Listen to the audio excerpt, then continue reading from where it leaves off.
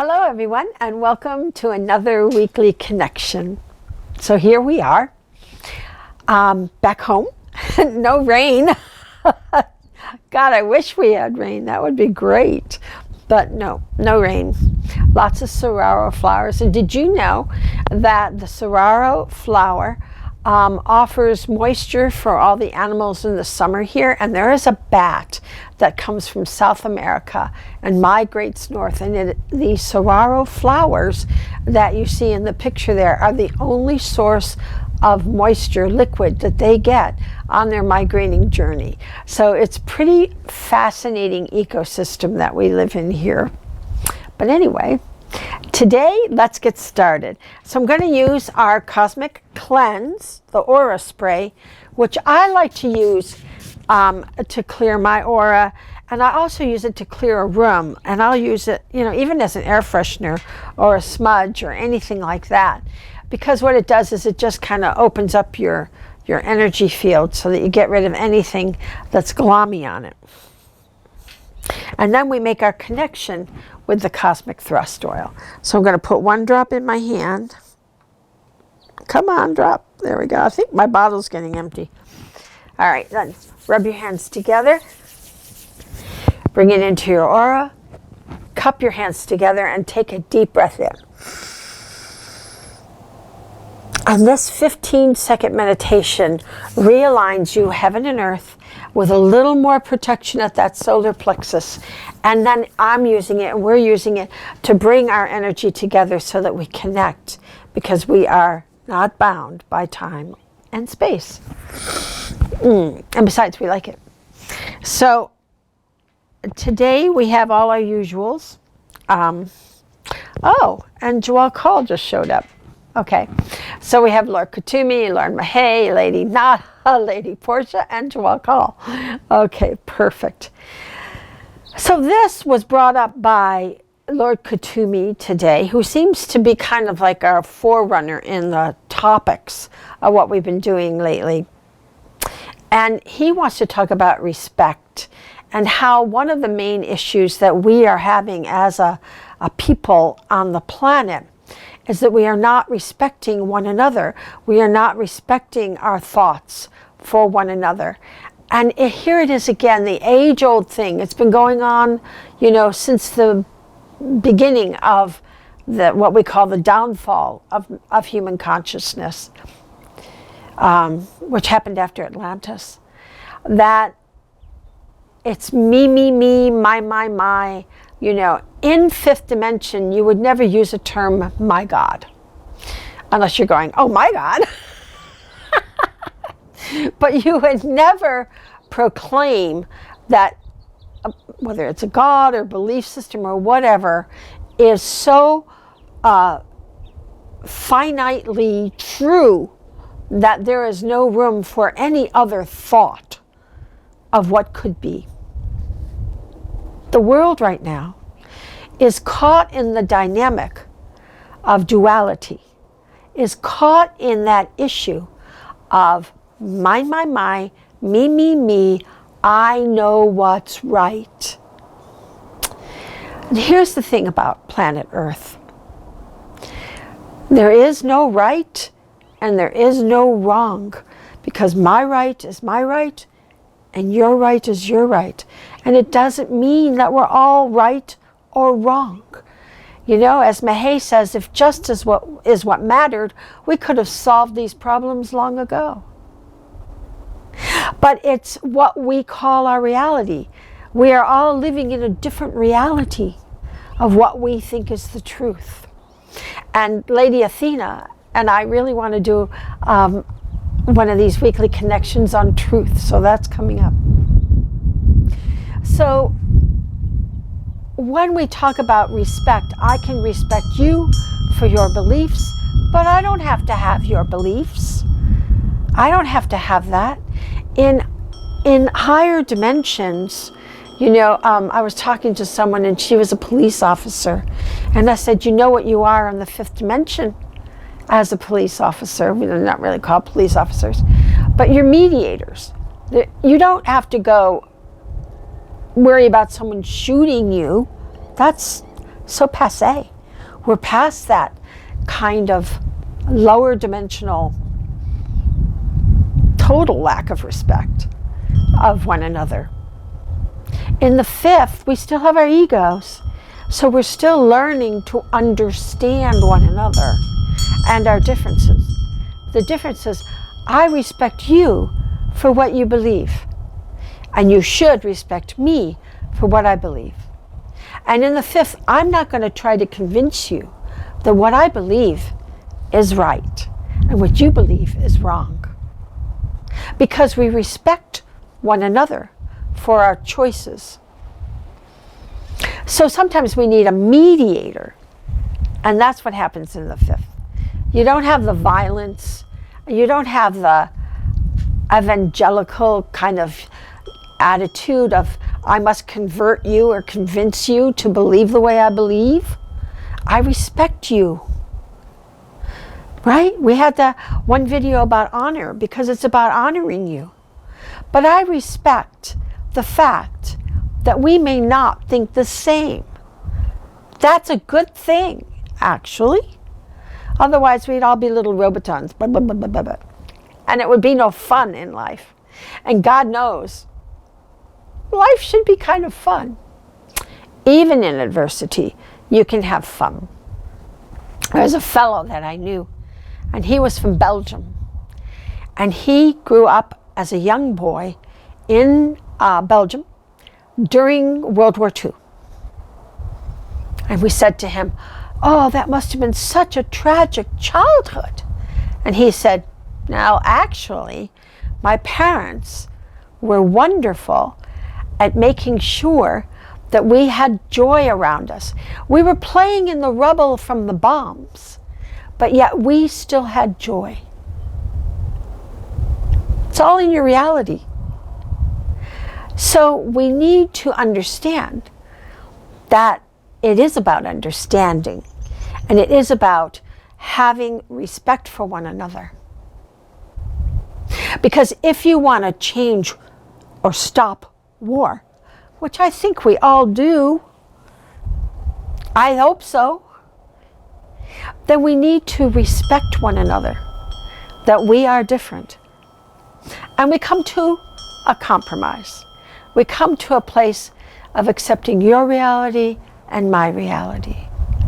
And we respect each other and understand that we're not all the same, but we're all here to enjoy this life. We aren't here to suffer. Contrary to so many beliefs, we are not here to suffer. We're here to learn, to understand, and to learn to have mutual respect for our differences. So as the light seeds, we really want to make sure that we're being respectful of others that we disagree with. You can disagree, there's no problem with that. But I'm not going to judge you or condemn you because you don't have my belief system. I'm not going to call you wrong. You're not going to call me right. Doesn't matter. What matters is that we respect our differences. That we know we are different. And then we have to compromise. We have to find a way to work with our realities. And this is where we are in the fifth, especially in the beginning levels where we're really learning to understand what the real job of our ego is. And our ego is not to judge or to dictate. Our ego is to be compassionate. And that's what we learn in 5. So in the 5th dimension, we want to get ahead of the game now. We want to make sure that we can expand our awareness and our understanding of one another. I have to take a drink.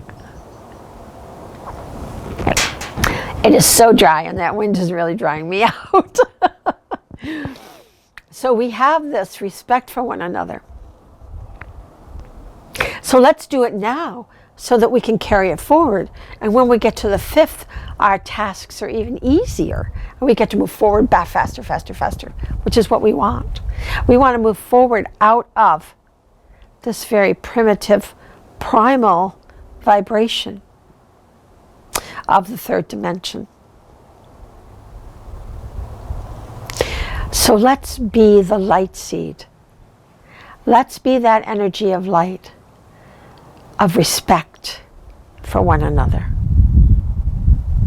I'm not going to tell you how to think. I'm not going to tell you how to be. I'm not going to tell you what's right or wrong. That's not my job. My job is to work on me. My job is to understand me. My job is to learn kindness and compassion for all of humanity, no matter how much a dastardly dude they might be. We still have love and compassion. That doesn't mean we condone anything, but we understand. Because when you're in that place of ego driving your mind, of the ego and the belief systems driving everything of who and what you are, it usually isn't happy. It's usually not joyful.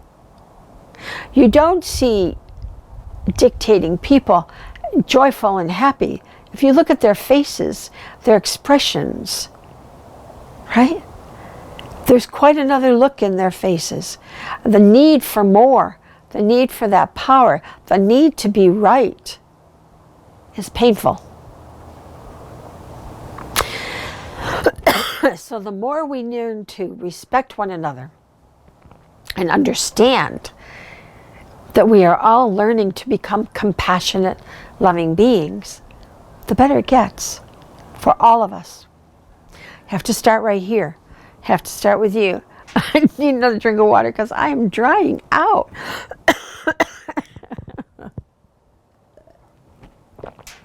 All right, let's do the meditation. All right, you ready? So we're going to bring that light in from source, that yummy golden light.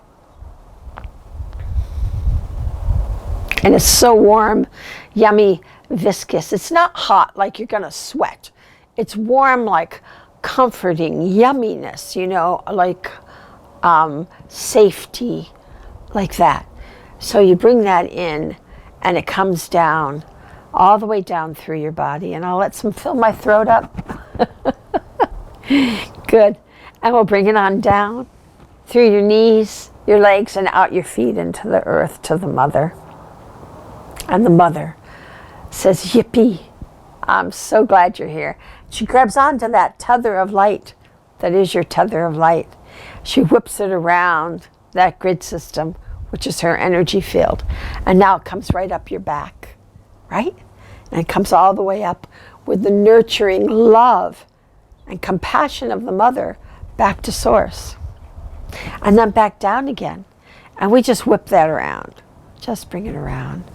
And enjoy that feeling of centeredness that it gives you, of groundedness that it gives you. Because this is the first step in your orbit. And that's what this empathic shield does, is it makes you be a walking, talking orbit of light. That little atom, that Michelangelo, image of man. That's what we are. And in Energy Radiance, we teach how to work within these orbits. But right now, our job is to just do that. And when we bring that light up and out the top of our head and it starts to waterfall, we're creating now the left and the right, or the diagonal orbits. So now we're going to go and light up and waterfall our root aura. And we want to make humanity strong, loving, and compassionate. And this template is in the root aura. All that we were, all that we can be is right here. Our past, our present, our future, right? Because it's all the same. We're always working on the same thing.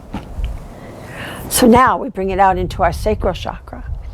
I remember Lord Katumi is a little obsessed with our sacral chakras right now. He's laughing at me. Because this is what we must master. That understanding, that respect for one another. I have my tribe, you have your tribe. That's fine. That's good. But now we respect one another for who and what we are. And we start to develop that compassion as we move up into the sacral, solar plexus chakra. And that solar plexus chakra is our power center. So what is the energy of power that humanity emits? Well, right now, it's pretty messed up. Right now, it's the ego wanting more, more, more. Give me, give me, give me, mine, mine, mine. But that's not the job of what real power is. True power is love. We teach conscious use of power. And conscious use of power teaches your ego to love. So when you want, you don't want me, me, me. You want love, love, love. Because that's all we're all here to do, is to love, honor, and respect one another. So we fill that sacral chakra with that light that we can share with the collective consciousness and help humanity that is so struggling, so unhappy, and help them to find that love, that compassion, that'll also allow them to find joy and respect for one another, because we want to respect one another. And we bring it into the heart chakra, where when someone feels your light and they come into your presence, that is what they feel. They feel that love, that respect, your consciousness saying, we're all in the soup, so let's all swim. It's not a bad journey. If we keep that joy, if we stop dictating or thinking something is this or that, and we start to understand and respect all of what life brings. And then we bring it into our throat, that is what we express. That is who we are. Our identity. When someone sees you, they see a loving, kind, and compassionate person. That's what a star being does. That we, as star children, as light seeds, spread that light by example. And into our third eye, where we have no doubt that we are shifting this planet into light. As much chaos as you see out there in the 3D realms, we know that this is shifting on the subtle levels, and that little by little we will see this change occurring in the planet. Remember, not everybody has to get it, just enough have to get it. And then we bring it into our crown chakra, and we wear that crown proudly because we are excited and happy to be in this life on earth, to be the light seed, that beacon of light for everyone else, as we learn and grow, for them to learn and grow and share that understanding. That we respect one another for this journey that we're all on. No matter what level, no matter what saga you're in, doesn't matter. Because we are that crown. We wear it with great honor. So it's our job to learn to respect. So in order to do that, you cannot judge yourself either, right? Because if you judge yourself, you're not respecting yourself. So start there and spread it out. And when you see something, you watch the news or someone does something and you think it's stupid, then you have to have respect for that. Because we all are trying to figure it out. And the more we send that light, and the more we are that light, the more respect we show one another, the higher the vibration goes, the more the energy shifts, and the more our tribal consciousness will shift to love and respect. So, here we are in this beautiful, lovely desert. I love it here so much. Something dried out my throat. So, I will see you next week. We have our work cut out for you because we're coming to a time where this is all coming to a head, and we're going to see a lot of shifting occur in the next few months, which is good. So keep it up, keep your light up, and remember to respect one another. I love you. Bye-bye. Oh, remember to like me and all that junk. Okay. Bye-bye.